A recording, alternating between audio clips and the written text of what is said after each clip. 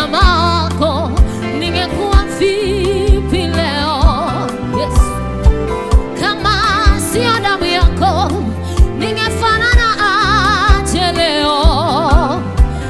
Umejawa na rehema na neema tele, umejawa na rehema na neema tele, umejawa na rehema na neema tele, umejawa na rehema na neema tele.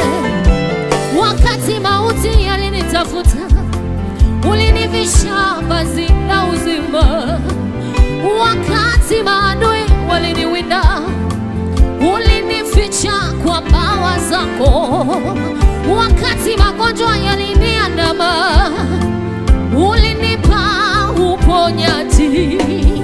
Wakati nilikuwa chini, wewe Baba ulininua. Wakati nilipoteza matumaini, wewe ulinifariji Baba. Wakati nilipoteza mume wangu, ulifanyika mfariji mwema. Kwenye ajali iliyochukua maisha ya wengine, mimi Bwana ulinipa uzima. Umejawa na rehema yoyoyo na neema tele, umejawa na rehema na neema. Kama sio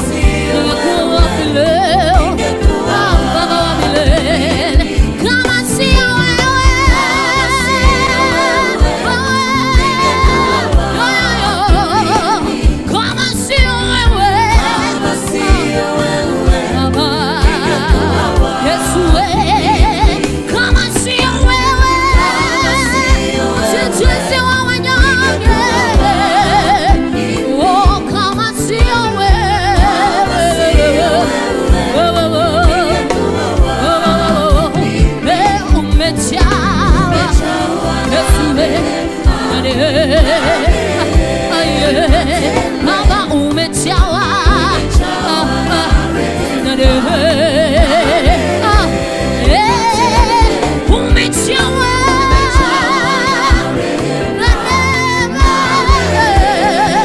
Yesu wewe umejawa na rehema. Siwezi sema ni kwa nguvu zangu, ila ni kwa neema yako. Siwezi sema mimi ni bora zaidi, ila ni kwa neema yako. Sio kwa pesa zangu, ila ni kwa neema yako. Sio kwa hekima zangu, ila ni kwa neema yako. Sio kwa kujua kwangu, ila ni kwa neema yako. Kwa neema yako, neema yako, neema yako, neema yako.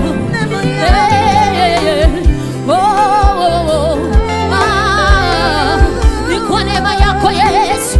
Raya mabosi katana mabosa ya ndere mabosi, neema bosi ketana mabosa kata ya mabosi.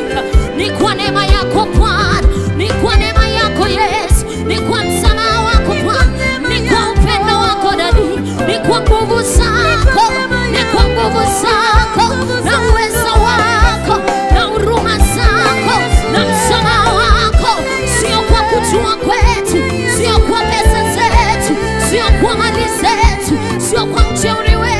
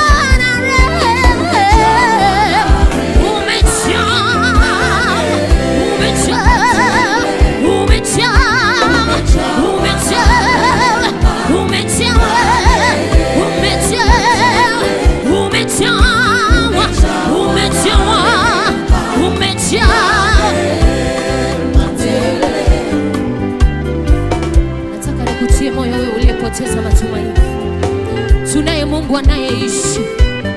Kwenye ajali hiyo iliyopoteza maisha ya mume wangu, mimi Bwana alinihifadhi.